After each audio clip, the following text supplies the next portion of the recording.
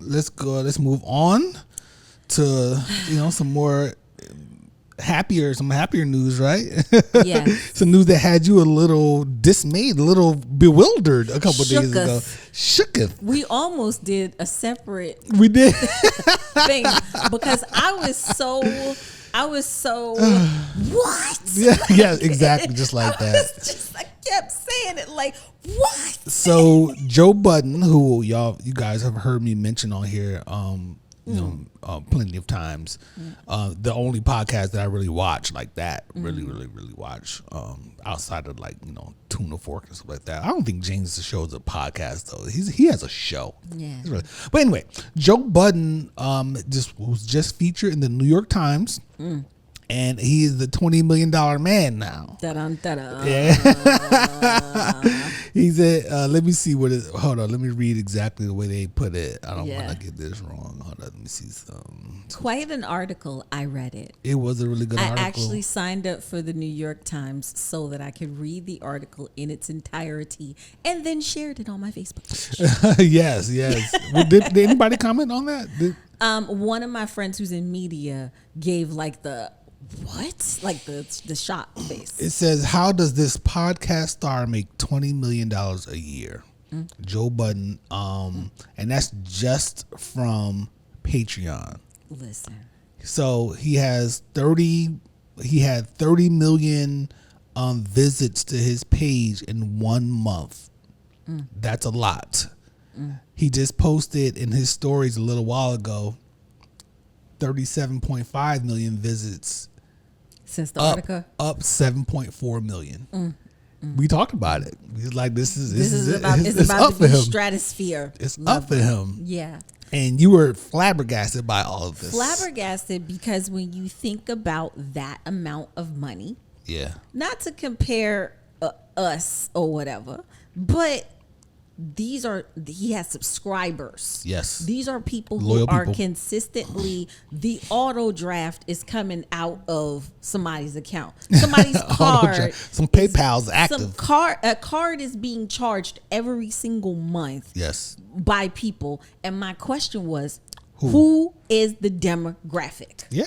And I referenced an old Jadakiss track where he said, the girls will love it. Trust me, dog. The thugs will dub it. So basically saying that women are the ones who pay. They buy the albums. They purchase.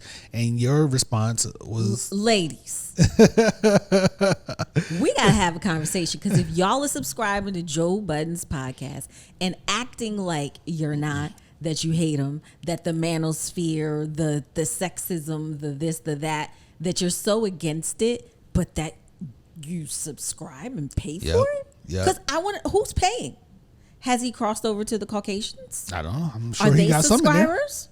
I'm trying to understand. $20 million is a lot of money. $20 million you just don't throw up. What is Joe Rogan ain't doing this? I don't know what Joe Rogan is doing. He's pretty big, but Joe Rogan is not an independent podcaster like Joe Budden either. I bet you Joe Rogan is looking at this like, Joe Rogan's doing like me. Joe Budden. Joe Rogan is doing like I did to Joe about the numbers. Joe Rogan is doing this. Right. And now Joe's in different conversations. Yes, he is. Now he's going to be with the Joe Rogan conversation. You cannot just put him as an urban podcast anymore. Man. He's just a pod.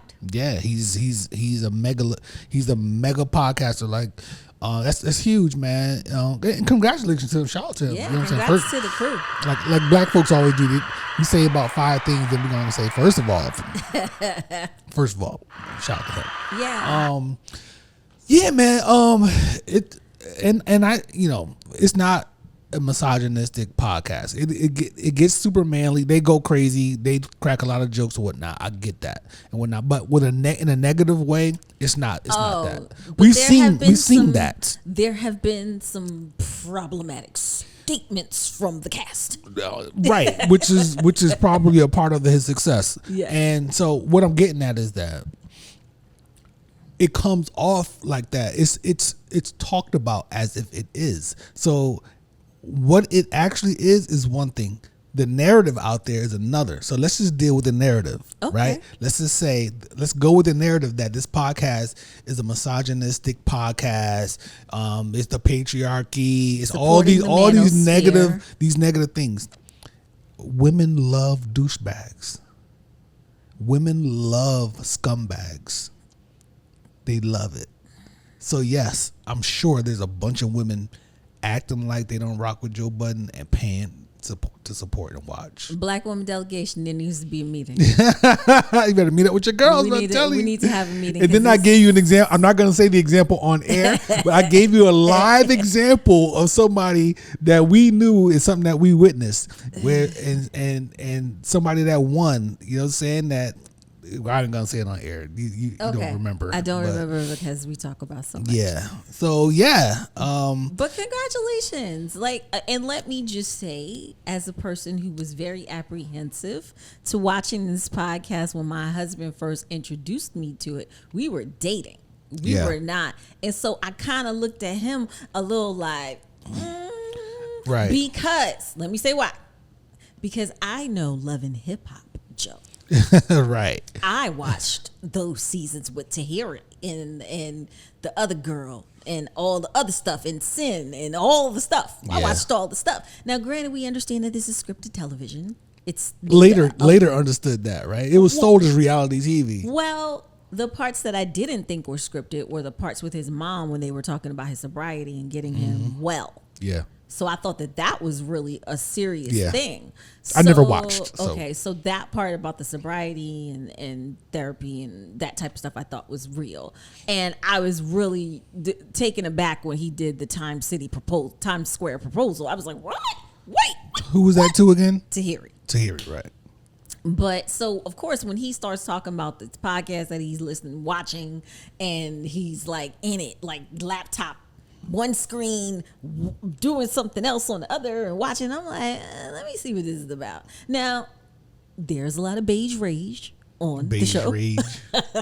But I was really happy when Mel came on. Because I think that you rocked with it before though. Yeah, but I did. Yes. I started watching with me. You started trying to get on me about watching without you, and I had to ignore that. I was watching it before you. I was like, listen, I'm not waiting for you to watch. But when the Rory and Mal stuff started to pop off, because I was watching it then. Yes. And I was like, wait a minute. What happened? Yeah. What's going on? And all of that stuff. And then the switch over to Ish and Ice, and I don't know, what do you think? And then the adding of Flip, and I was like, oh, he's too much. Now you love Flip. And now Flip is a welcome interruption. He's a great addition to the show. He interrupts everything. Yes. So, I've learned to have an open mind. Mel is a great addition as well. And Mark Lamont Hill is an amazing addition. Oh, yeah, Dark Lamont. So happy for you that you get to, be on your pro-black shit all week and then, jump over to Joe Budden podcast and get a little ignorant. It gives some depth. Yeah, he's a human being, but just like me. Yeah. You know what I'm saying? He's Muslim just like me. Yeah. You know what I'm saying? He cares about things just like me. I mean, we have parallels. We all human beings, yo. Nobody's perfect. I was really shocked that he grew up in a cult. Yes, he was in a cult. We're not gonna get into that because I don't know a lot about it. But yes, I heard him talk about it. Like, oh. Yeah. But I mean, just a well-rounded cast. I love Parks. Parks is like, he's great. He's hilarious. I'm a little Parks, my guy. Yeah. I'm a little Parks. Are you engineering the new Nas Primo album? I'm curious about that. I thought about that earlier. Okay. Yeah. I thought about that earlier. I was wondering. I'm a little jealous because they have like 7 mics and it's so you can cover so much with that many people. We have a podcast of 2 people here, and we have great conversation. But when you're in the front of the lights and the cameras and stuff, some of it is performative, and you have to kind of dig. Like the conversation comes supernatural when we're sitting on our couch. Yeah. But here it does too. Yeah. But you have to work at it a little bit more. When you have 7 mics, man. I mean, it's great when we just have a guest. Yeah. You had a guest. Remember takes a lot off. Renee, the Rose podcast, and when she came on, that was great. Like, shout out to Renee too. Hey Renee. Yeah. Like, it's really, Yeah, so $20 million Joe, you know what I'm saying? I hope that Sade got her Range Rover. Oh man. Yes. I hope that there is a pending nuptial. Hey, for all we know, they might sneak off and just get married. And Chill out, Sierra. Okay. I'm just messing with you, man. Go ahead. I hope that everything gets moved. $20 million man, drop down and get your eagle on, girl. Amen. Just stay rock with it. Women love money. I'm not gonna shy away from it. Speaking of money.